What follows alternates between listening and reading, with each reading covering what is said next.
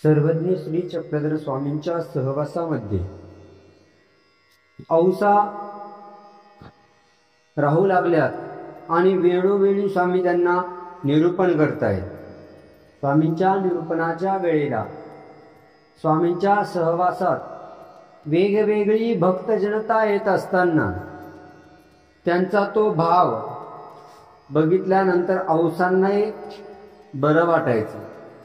औसांनाही वाटायचं की माझ्याकडे हा भाव असावा।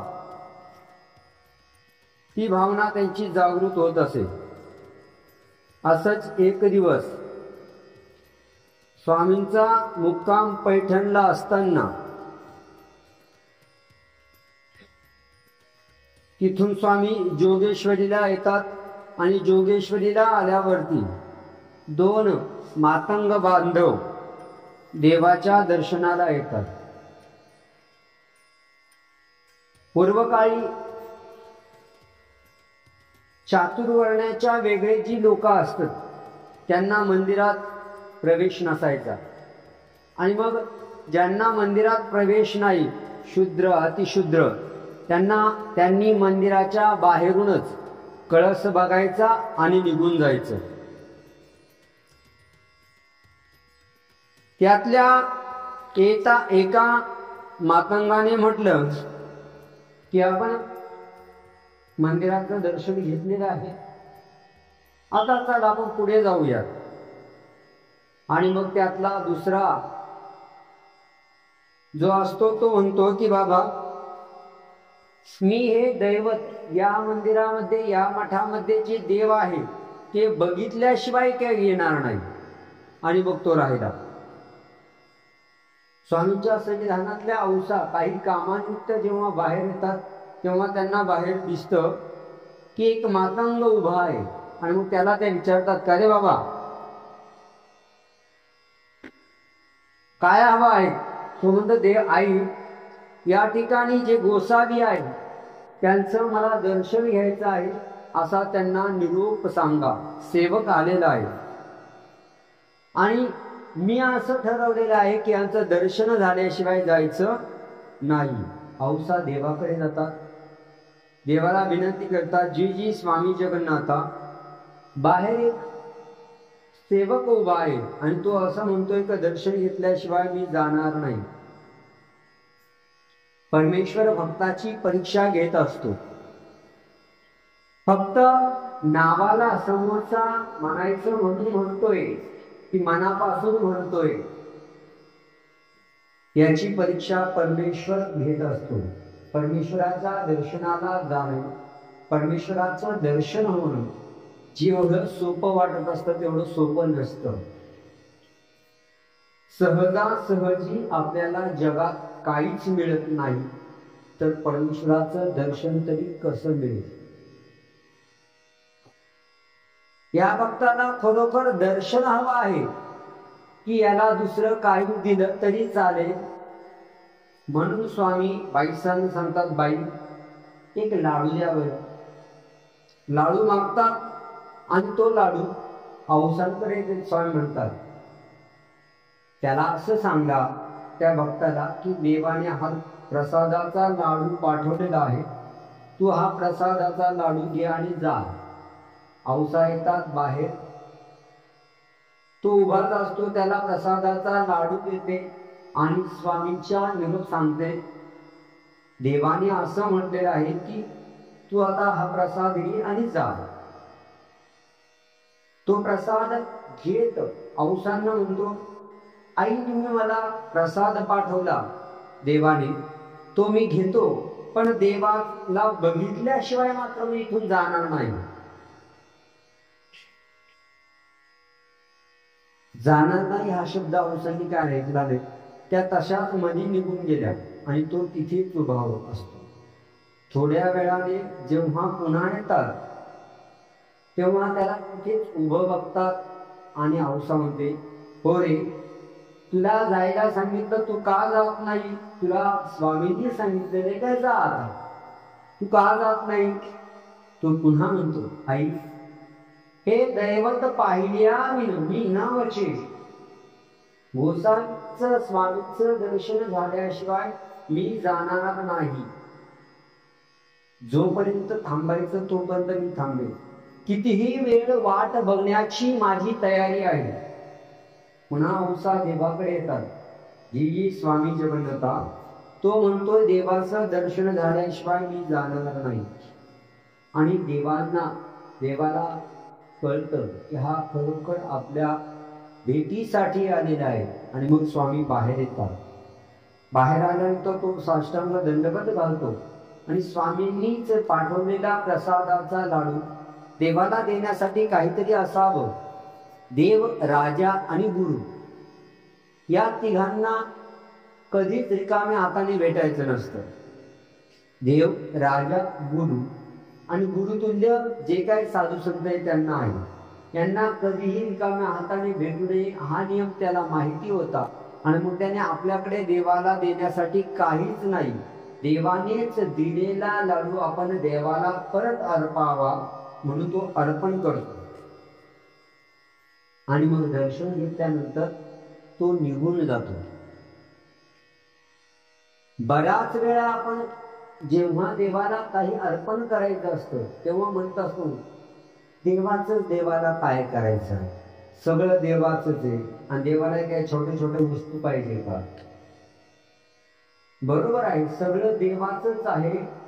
पण देवाचंच देवाला दिल्याने जे पुण्य गोमट मिळतं, देवाला त्या पदार्थाची गरज नसते. पण देण्याचं स्नेह, प्रेम, सौजन्य, आवडी त्याची गरज असते.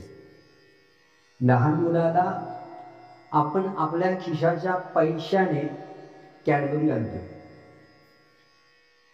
आपण त्या मुलाला देतो आणि मुलाला दिल्यानंतर पुन्हा मला दे असं आपण म्हणतो लाडाने, प्रेमाने, आणि ते मुलगा लगेच देतं. आपल्याला आनंद किती झालेला असतो. ती कॅडबरी मुलासाठीच असते, परंतु त्या मुलाने परत देऊ केल्याचा आनंद आपल्याला खूप मोठा होतो. आपण ती कॅडबरी त्यालाच देतो. आपण काय लगेच त्यांना दिली म्हणून आपण खात नाही, ती त्यालाच परत देतो. पण त्याने परत देण्याचा भाव, इच्छा केली याचा आपल्याला खूप आनंद होत असतो. तसं या जगातलं, या सृष्टीतलं सर्व काही देवाचं आहे. परंतु देवाचंच देवाला दिल्यानंतर त्याच्यातला भाव स्वीकार करून परमेश्वराला जो आनंद होत असतो तो अवर्णनीय असतो. त्या मुलाने, तो मुलगा इतका सोज्वळ आहे, लहान, त्याने आपल्याला ती देव केली म्हणून दुसऱ्यांदा आपण त्याला 10 रुपयाऐवजी 20 रुपयाची कॅडबरी आणतो. चांगला मुलगा आहे. तसंच परमेश्वराचा आहे. काय देऊ देवा तुझं नाम, पापी मी चांडाळ. काय देऊ देवा तुझं नाम, पापी मी चांडाळ. तुझे तुला अर्पून देवा मागतो मी दान. तुझंच तुला अर्पण करून देवा मी तुला दान मागतो. म्हणून देवाने आपल्याला आपल्या कर्माने, त्याच्या कृपेने जे दिलेलं आहे ते देवाला अर्पण करताना कंजूशी नसावी. भाव तर असावाच, पण तो कृतीतून असावा. आपण नेहमी म्हणतो तो मनातला भाव आहे. पदार्थांची काय गरज आहे? तुमचा आवडता माणूस, तुमचा जवळचा मित्र असेल, नातेवाईक असेल, तो घरी आला, जवळचा आहे, तर त्याला आपण फक्त पाणी पाजून पाठवतो का? आपण म्हणतो चहा घे, नको आत्ताच घेऊ, आणि थोडं गरमीचे दिवस आहे, थोडासा लिंबू सरबत घे, नाही लिंबू सरबत नको. आईस्क्रीम सांगू का? नाही, संध्याकाळी 4 वाजले, चल थोडे पोहे खाऊन जा, रात्री जेवायला थांब ना. किती पर्याय देतो. किंवा बिना निर्मुखी त्याला पाठवत नाही, बिना खाण्याचं आपण त्याला पाठवत नाही. आणि एक सामान्य कोणीतरी नॉर्मल माणूस आलाय, त्याला आपण एकदाच म्हणतो चहा घेणार का, अहो घ्या ना थोडंसं, तो म्हणतो नाही, बरं ठीक आहे. जर आवडीचा प्रेमाचा असेल तर आपण त्याला निर्मुखी जाऊ देत नाही, रिकाम्या हाताने जाऊ देत नाही. आता ती थोडी पद्धत कमी झाली. जुन्या काळी खेडेगावांमध्ये जर एकमेकाकडे गेलं तर एखाद्याच्या शेतामध्ये वांगी असेल तर तो 1-2 किलो वांगी पाठवायचा, जाताना घेऊन जायचा. त्याच्याकडे शेंगा असतील तर तो शेंगा घेऊन यायचा. म्हणजे ज्याला वानोळा असाही शब्द म्हणतात. पण एकमेकाच्या घरी जाताना रिकाम्या हाताने जाऊ नये. आजही जर कोणाच्या घरी भरून काहीतरी डब्बा आपल्याला आलाय तर डब्यात काहीतरी आपण साखर तरी टाकून देतो. म्हणून परमेश्वराच्या साधकाला, भिक्षुकांना, वासनिकांना नाही पण भिक्षुकांना रिकाम्या हाताने कधीही भेटू नये. एकदा सांगितलं मी असंच, रिकाम्या हाताने भेटू नये. त्याने हात भरून आणले त्या मावशीने, कशानं, कणकीनं. रिकाम्या हाताने भरून आले. रिकाम्या हाताने म्हणजे काहीतरी अर्पण करावं. ते पैशाच्या रूपातच पाहिजे असं नाही. घरात बिस्किटचा पुडा आहे, काहीही असू शकतं. आणि तीच भावना या भक्ताची आहे. म्हणून तो देवानेच दिलेला लाडू देवाला परत अर्पण करतोय. देवानेच दिलेला लाडू देवाला परत अर्पण करतोय. तो दर्शन घेऊन निघून जातोय. तो लाडू घेऊन स्वामी पुन्हा गुंफेत येतात, मुक्कामाच्या ठिकाणी येतात, मंदिरात जोगेश्वरीच्या तिथे. आणि जे आजूबाजूला भक्त बसलेले आहेत त्यांना म्हणतात प्रसादवादी हो. प्रसादू घ्याल म्हणजे प्रसाद प्रिय असणाऱ्या माणसांनो, तुम्हाला आपल्याला प्रसाद कायम प्रिय असतो. आपण दर्शन असंच घेऊ, पण प्रसाद घेताना जर पत्रळी छोटी आली तर, फाटकी आली तर, मग तो प्रसाद कुठे झाला, मंदिरात. कशाला, प्रसाद घ्यायला. प्रसादाची व्याख्या काय, 4 चपात्या. प्रसाद छोटा थोडासा असतो, पण आपण सामान्य अर्थाने निमंत्रण असतं म्हणून प्रसाद म्हणून भोजन करतो, जेवण म्हणून नाही करत. इथे भक्तांना विचारल्यानंतर सगळेच हो देवा हो, आम्ही प्रसाद घेतो ना. देव म्हणतात बरोबर आहे. चांगल्या प्रसादाला कोण नाही म्हणे. सगळे होकार देतील. जसं आमच्यापाशी कुणी भेटायला आलं, कार्यक्रम आहे, तिथं खूप सारे पदार्थ असतात, फळं असतात. मग आम्ही कुणी दंडवताला आला का जो हातात आला तो देतो, जो हातात आला तो प्रसाद देतो. एखादी मायमावली, एखादी काका भेटतात, प्रसाद हातात आला, मी पेरू देऊन टाकला. आणि पेरू देऊन टाकला की तो ते तिथंच उभे राहतात माऊली. आणि इकडे माझ्याकडे पाहतात, त्या तिकडे सफरचंदकडे पाहतात, माझ्याकडे पाहतात, सफरचंदकडे पाहतात. आता ह्या प्रक्रियामध्ये आला मी प्रसाद देणं चालू, पण ह्या का थांबल्या लक्ष जातात, त्या माझ्याकडे पाहतात, कधी मी इशारा ते प्रसाद. ठीक आहे माऊली, आम्ही घ्या सफरचंद. अजून काही हवंय का, हा ते पिवळं जे संत्रा आहे ते दिलं तर बरोबर घ्या. प्रसाद कसा असावा, तर स्वामींनी प्रसादाची व्याख्या सांगितलेली आहे की प्रसाद मोतीचूर लाडूंचा, चांगल्या जिलेबीचा, तो प्रसाद तर कोणी घेईल. प्रसाद कशाला म्हणावं, तर हे म्हणजे परमेश्वर गुडगावर नालीत, गटाराच्या नालीत गेले आणि त्यातून जर ती नालीतली घाण दिली प्रसाद म्हणून, आणि ते जर प्रसाद म्हटलं त्याला प्रसाद म्हणतात. प्रसादाची व्याख्या काय, अर्थात कोणी तसं देणार नाही, पण प्रसाद म्हणजे समोरच्याने बाबांनी जे दिलं तो प्रसाद असतो. मग ती केळ चांगला आहे, साबूत आहे, की थोडस ढिल्ल झालेलं आहे, याला महत्व नाही. त्यांच्या हातात जे आलं ते त्यांनी दिलं. आणि तोही प्रसाद केवढा, जसं मी म्हटलं एवढा असा भात, चांगले 5-6 जिलेबीची येडी, तो प्रसाद का, 3 बोटां तू सामाये, 3 बोटात जेवढा मावतो तेवढाच प्रसाद. मग आपण काय म्हणायचं, प्रसाद भोजन. आपला प्रसाद नसतो. सर्वांनी महाप्रसादाचा लाभ घ्यावा, प्रसाद भोजनाचा लाभ घ्यावा, कारण महाप्रसादाचा लाभ काय आपण घेत नाही. त्यातही जर थोडी भाजी जमलेली नसेल तर त्याच्यातही नाव ठेवून आपण निघून जात असतो. म्हणून स्वामींनी या ठिकाणी औसांना सर्व भक्तांना सांगितले की प्रसाद कशाला म्हणतात आणि तो प्रसाद कसा घ्यायचा असतो.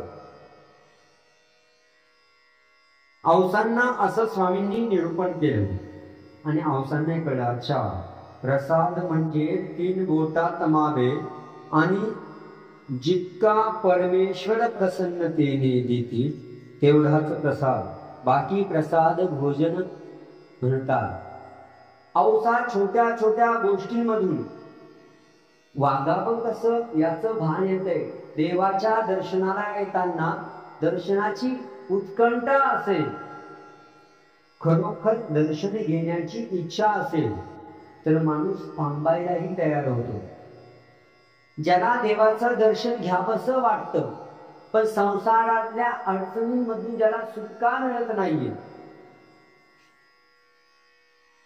अडथळे आहे, हातातली कामं आहे, त्याला पर्याय नाही, परंतु तरीही सर्व दिनचर्येतून संसार चक्रातून आपला वेळ काढून जो देवाच्या दर्शनाला जातो तो खरा भक्त म्हणावा. आज अडचण नाहीये, अडथळा नाहीये असा कोणीच माणूस नाही. प्रत्येकालाच काम आहे. आपली रोजची जी जिंदगी आहे त्या जीवनात कुणालाच वेळ नाहीये.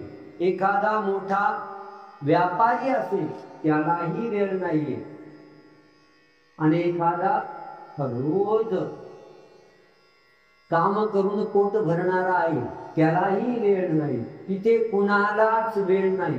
पण आवड तेथे सवड आणि इच्छा तेथे मार्ग. झोप काढणे हे एक कामच आहे ना. निवांत मोबाईल बघत बसणे हेही एक काम आहे. परंतु इच्छा असेल तर परमेश्वर दर्शन देतात. या लेण्यातून आपण हे शिकू शकतो की इच्छा तेथे मार्ग. जेव्हा तो दुसरा मातंग निघून जातो, हा मातंग म्हणतो दर्शन घेतल्याशिवाय मी जाणार नाही. ही दर्शनाची उत्कंठा ओढ जर असेल तर परमेश्वर आपली जागा सोडून बाहेर येतात. एकदा स्वामी आणि भक्त सर्वजण गंगे नदीतून चालले होते आणि नदीतून चालत असताना स्वामींचा चालतानाचा स्पीड जरा जास्त आहे. सर्वच भक्त चालतायत आणि औसा थोड्या चालतायत. थोड्या चालल्या का दम लागतोय आणि थोडस हळू झाल्या का देव लांब जात आहे. देवाला ती विनंती करते, देवा जरा हळू चला, तुमचा स्पीड लेट झाला, जरा आमचा विचार करा, थोडं थांबा, हळू चाला. पवनो तुटे म्हणजे वारा तुटे. आपण म्हणतो ना कधी कधी जास्त जोरात चालू नका, धाप लागल. मग त्याच्यावरती स्वामी म्हणतात, नाही का माणसाचा श्वास किती मजबूत असावा, असा छोटा मोठा थोडा. आणि मग स्वामींनी त्याच्यावरती पवनाचं कार्य कसं म्हणून मोदियाची गोष्ट सांगितली. पुण्यात एका मंदिरामध्ये एक संत महात्मे बसलेले होते. त्या गावामध्ये एका ब्राह्मणाच्या मुलाची मुंज होती. त्याने मुंजीच्या दिवशी सगळ्या गावाला भोजनाचं निमंत्रण दिलं आणि महात्म्यांना देवळामध्ये निमंत्रण द्यायला आला. ते संत महात्मे बसलेले होते. त्यांनाही विनंती केली की आपण तुम्ही जेवायला यावं.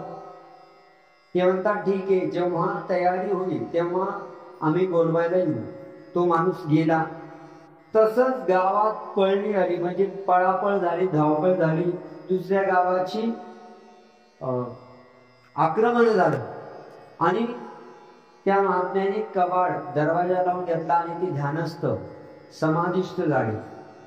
काही दिवसांनी तो तिकडं गुंजा वगैरे सगळं जिकडं तिकडं पळून गेले ते लोक. गाव ओस पडला आणि काही वर्षांनंतर पुन्हा गाव तिथं बसला. मग ज्या गावावरती जे मंदिर होतं आता सगळेच निघून गेले तर त्या मंदिराचं पूजन करणार काय. आणि मग बरेच वर्ष झाले, 50-60 वर्ष त्या गोष्टीत निघून गेले. जो मुंजिया होता तो म्हातारा झाला आणि तिथं गाव असल्यानंतर तो म्हणतो, ही जी जागा आहे ना, या जागेवरती पहिलं मंदिर होतं. तिथं आता मोठं टेकड झालंय ना, तिथे मंदिर होतं. माझी मुंज झाली तेव्हा इथं देऊळ होतं. आणि मग तिथं खणायला लागल्यानंतर खरोखर देऊळ निघालं. देऊळ निघाल्यानंतर कवाड उघडलं, तर कवाड उघडल्यावरती ते संत महात्मे बसलेले दिसले. त्यांना जागृत केल्यानंतर ते म्हणतात, चला जेवायची तयारी झाली का, चला बरं जेवायला. सगळ्यांना आश्चर्य वाटतं. त्यांना दूध भात जेवतात. ज्या मुलाचं 7व्या-8व्या वर्षी मुंजी होतं, तो म्हातारा झाल्यावाला तरी ते ध्यानस्थ बसलेले होते. म्हणतात पवनाचे कार्य समाधीचं कार्य असं आहे. असंच एक दिवस सर्वजण काम करतायत, देवाच्या सन्निधानामध्ये सर्वजण काम करतायत आणि अवसांचा पूर्व अगोदरचा शास्त्र अगोदरची माहिती ती जागृत झाली. आणि नागदेवांना ती म्हणती, अरे नागदेवा, तुम्ही कुशाल विटा माती वाहतायत, पण ज्यांच्याशी तुम्ही लग्न केलेलं आहे, अग्नी ब्राह्मणाला साक्ष देऊन ज्यांच्या सोबत तुम्ही 7 फेरे घेतलेले आहेत, त्यांना सोडून असं विटा माती वाहणं बरोबर आहे का? तुमच्यामुळे ज्या काय त्या तळमळतील, त्या तळमळीनं त्यांना दुःख दिल्याने तुम्हाला किती मोठं पाप लागतंय. त्या पापाने तुम्हाला किती मोठी नरक होतील. त्यांना काही विटा माती खायला द्याल का? आणि मग त्यावेळेस भट्टोबास म्हणतात, तू जनावर राखायला जा, तुला डोक्याचा भागच नाही, अक्कलच नाही तुला. अगं त्याच्यासाठी हाच जन्म नाही, मी अनेक जन्म दिलेले आहे, परंतु या देवाचं दास्य करण्याचं भाग्य सगळ्यांच्या नशिबात नसतं. आणि असं म्हणत ती देवापाशी आली. भट्टोबा सांगते, व्यापार करताय आणि देवाजवळ आल्यानंतर त्यांना उद्देशून स्वामी म्हणतात, नायका, वडिलाचा हकारा आलिया, जेव्हा काळ येईल, वेळ येईल, मृत्यू येईल, त्या वेळेला अग्नी आणि ब्राह्मणाला साक्षी ठेवून ज्यांच्या भोवती 7 फेरे घेतले, त्या तुमचं रक्षण करतील का? त्यांचं रक्षण करतील का? लगेच अवसा म्हणतात, देवा त्या रक्षण करणार नाही. देव म्हणतात नाही. मग त्या रक्षण करणार नाही, तुम्ही रक्षण कराल का? त्याचं रक्षण करणार नाही, तुम्ही रक्षण कराल का? स्वामी म्हणतात, हो, आम्हीच रक्षण करू. आमच्याशिवाय या जगामध्ये कोण आहे जो सर्वांचं रक्षण करू शकतो? आणि मग असं आहे का, स्वामींचंच दास्य या सगळ्या काळापासून, या दुःखापासून वाचवेल, मी पण दास्य करायला जाते. आणि म्हणून औसाही विटा माती वाहण्याला निघून जातात. म्हणून जेव्हा परमेश्वराचं दास्य सेवा करतो, आपण देवाचं स्मरण करतो, अंतकाळी आपलं रक्षण त्या दास्यानेच होऊ शकतं. परमेश्वराशिवाय या जगामध्ये आपलं रक्षण करणारा कोणीही नाही. क्षण क्षण हा वाया जात असे, ही काळ दाड तुझ खात असे, तुझ जवळीच दात असे,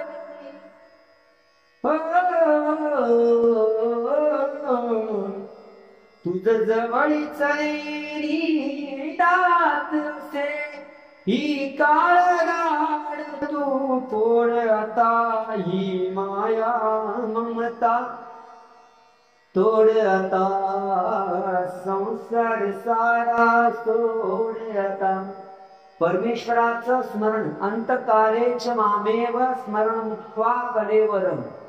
जो आयुष्यभर देवाचं स्मरण करत करत आपला शेवटचा काळ परमेश्वर चिंतनामध्ये, परमेश्वराच्या स्मरणामध्ये घालवतो तोच परमेश्वराला प्राप्त करू शकतो. पण हे आपल्याला कळत नाही. इतक्या ह्या संसाराच्या चक्रामध्ये गुरफटलो आहोत आपण की आपल्याला याच कळत नाही. हे सर्व नश्वर आहे. शब्दाने आपल्याला कळतं, पण शब्दाने कळून फायदा नाही. तर ते पुन्हा कळून वळालं पाहिजे. संसार करणं गरजेचं आहे, पण त्याला वेळ किती द्यावा. हे रहाट गाडगं आहे, हे चक्र आहे, हे संसार चक्र आहे. यातून सुटका करून घेण्याचा मार्ग सगळ्यांनाच कळतो असं नाही, सगळ्यांनाच तो चान्स मिळतो असं नाही. आपल्याला कारण सतत पाहिजे असतात फक्त देवधर्माला. नेहमीच म्हणता फुरसत नाही देवधर्म सत्कर्माला. नेहमीच म्हणता फुरसत नाही देवधर्म सत्कर्माला. तिथं काय सांगशाल देवा, तिथं काय सांगशाल देवाला, तिथं काय सांगशाल देवाला, तिथं काय सांगशाल देवाला. कवडी कवडी धनते जोडी बांधून ठेवशील घरदार मारी. कवडी कवडी धनते जोडी बांधून ठेवशील घरदार वाडी. शेवटी स्मशान वाटेला हो तिथं काय सांगशाल देवाला. ज्या मुलांसाठी तुम्ही आयुष्यभर कष्ट करता ना, ते मुलं लहानपणी जी आई, जो बाप म्हणजे मुलाचं सर्वस्व असतो, तो मुलगा म्हातारपण, म्हातारी काय कळते, त्याला जे कळत होतं त्याच्यावर आपण खूप लहान मोठं झालो. परंतु आपल्याला त्या मोहामध्ये फसल्यामुळे कळत नाही. तुझ्यासाठी जीवन जाळीने रे बाळा, तुने नाही पाणी पाजिले. आज मोठ्या मोठ्या शहरांमध्ये मोठे मोठे वृद्धाश्रम झालेले आहेत. शहरांमध्ये वृद्धाश्रम झाले आणि खेड्यांमध्ये वृद्धाश्रमाऐवजी कोपऱ्यात म्हातारा म्हातारी पडेल राहतो. अत्यंत वाईट, बिकट, दयनीय परिस्थिती आहे म्हाताऱ्या माणसांची. आम्ही ती परिस्थिती बघतो, पण दिल्या भाकरीचा म्हणून म्हातारा म्हातारी कोपऱ्यात पडून राहता. आम्ही सांगतो चला बरं भाकर पण म्हणजे काय, त्याच्यात रोज काहीतरी गोड राहत असं काही नाही. उरली सोललेली भाजी भाकर गप खायचं, कोपऱ्यात राहायचं. प्रत्येकाला वाटतं की माझं असं नाही, सगळ्यांच्या पेक्षा वेगळे. काही नाही, घरोघरी मातीच्या चुली, नवीन नवीन आलेली सून जरा जरा भीतीने हळूहळू हळूहळू राहते. नंतर तिला कळतं हा कोणाची किती किंमत आहे कळतं. ती बरोबर आपल्या मुळे रूपावर येते. आता माझ्या हातात आहे, आता बघूयात कोणाला काय. कारण शेवटी 2-4 दिवस तुम्ही मुलाला नवऱ्याला तक्रार कराल, 2-4 दिवस बरं वाटतं. नंतर तो म्हणतो अरे काय भणी म्हणे मी तिकडे इकडे जगाचं फिरून येतो, एवढे काम पण घरात आल्या पटपट करत बसते. शेवटी तिलाही लक्षात येईल मुलगा काय आपल्या सांगण्याचं मनावर घेत नाही. ती गप जी दिली भाकर जशी दिली तशी खाते, गप राहते. मी म्हणतो एवढा आहे तर मजा करायला या ना आश्रमात. आयुष्यभर जे खायला मिळालं नाही, बघायलाही मिळालं नाही. समोर जाऊन तो तुम्हाला गंध लावतो, अक्षता लावतो, पण दक्षिणा देतो. पण जेव्हा बाबा एक खीर, एक वाटी काय अजून एक वाटी घ्या ना, एक जिलेबी काय अजून एक घ्या, अशी अशी बर्फी, मलाई बर्फी, अंगुरी मलाई, रस मलाई, रसगुल्ले, गुलाबजाम, अरे काय काय ते पदार्थ नाही देवासाठी खायला तर या मार्गात निदान. पण संसाराचं चक्र आहे, एवढं सहजासहजी सुटत नाही. काही काही जण म्हणतात बाबा तुम्हाला काय माहिती मुला बाळांचं प्रेम. मी म्हणतो आम्हाला माहित नाही, तेच बरं आहे म्हणून आम्ही बाबा आहे. पण आम्ही महानुभाव आहोत। महान यस्य अनुभव स महानुभाव, ज्याला खूप मोठा अनुभव आहे तो महानुभाव। एकदा माझ्या एका संस्थेचं काम होतं आणि त्या संस्थेच्या कामानिमित्त मी कलेक्टरकडे गेलो। कलेक्टरकडे गेल्यानंतर माझ्यासोबत जो वकील होता त्याने जी फाईल घ्यायची ती फाईल काय घेतली नाही, त्यानं दुसरीच फाईल घेऊन कलेक्टर समोर गेलो। त्या कलेक्टरच्या हातात फाईल दिल्यानंतर तो त्या वकिलाला म्हणला, शहासाहेब अहो तुम्ही दुसरीच फाईल आणली, यांची नाही मारा। तो आणायला गेला, तेवढ्या वेळ मी तिथं उभा राहिलो फाईल आणीपर्यंत। मग त्यांनी विचारलं, महाराज जेवढ्या तरुण वयात तुम्ही महाराज झाले, अहो चांगला संसार करायचा, लेकर बाळ होऊ द्यायची, जगाचं सुख अनुभवायचं, मग महाराज व्हायचं। मी त्यांना म्हटलं, साहेब बरोबर आहे, तुमचं म्हणणं अगदी बरोबर आहे। आता मोठा साहेब माणूस आहे, आपल्या सहीचं काम आहे, डायरेक्ट कसं नाही म्हणता। म्हणलं साहेब म्हणतात ते बरोबर आहे तुम्ही, पण ते कसं असतं, दोन प्रकारचे जगात माणसं असतात। एक असतो स्वतःला ठेच लागल्यावर शहाणा होणारा, ठेच लागली मग शहाणा झाला, खाली पाहून चालला। दुसरा असतो त्याला ठेच लागली, ते यानं बघितलं आणि मग शहाणा झाला। आम्ही ऐकलं दुसऱ्यांना, ठेच लागली ते आम्ही बघितलं आणि आम्ही शहाणे झालो, संसार केलाच नाही, अगोदरच संन्यासी झालो। नाहीतर साहेब म्हणजे तुमच्यासारखं 8-10 तास काम करावं लागलं असं। तेवढे खरे महाराज तुम्ही म्हणता ते खरं, काय करता आम्ही पडलो या चक्रामध्ये, आम्ही निघालो मूर्ख। म्हणजे साहेब असं नाही हो, नाही नाही महाराज तुम्ही म्हणता ते बरोबर आहे, करावं लागलं, तुम्ही घेतलं ते बरोबर केलं। तो वकील फाईल घेऊन आला, त्याच्यावर एक सही केली, ती सही झाल्यानंतर तो साहेब त्या वकिला म्हणतो ती 6 महिन्यानंतर येणारी फाईल आहे ती पण महाराजांचं देऊन टाका, पुन्हा काय बोलू नका। तो माझ्याकडे पाहतो, साहेबांकडे पाहतो, अरे शहा त्यांना ते दुसरी फाईल घेऊन या, त्यांच्या भाषेत काहीतरी बोलते ती पण घेऊन या। ती घेऊन आले, सही केली, हा पटकन आला। तो म्हणजे अजून 2-4 शब्द बोलणं झालं। ते म्हणले की आमच्याकडे साताऱ्याकडे पण असं असं गाव आहे, त्या गावाला आश्रम आहे, साताऱ्यामध्ये पण मोठा आश्रम हो म्हणजे मी जात असतो। अशा 2-5 गप्पा झाल्या, म्हणजे या गणेशपेठ मंदिरामध्ये पुण्याला कधी असं झालं। तो वकील झालं, निघून आलो, बाहेर आलो, तो शहा वकील नुसता साहेबांकडे पाहतो आणि माझ्याकडे पाहतो। बाहेर निघालो, म्हणजे महाराज काय जादू केली? म्हणजे काय झालं, अहो या सहीसाठी 6 महिन्यानंतर यावं लागतं आणि 6 महिने खेटा घालतो साहेब सारखं, नंतर तुमच्या एका याच्यातच काय झालं? म्हणलं आपली काय आहे की नाही, हा महाराज फुकट नाही, म्हणलं पावर आहे आपल्याकडे, वावर नाही तरी पण पावर आहे म्हटलं।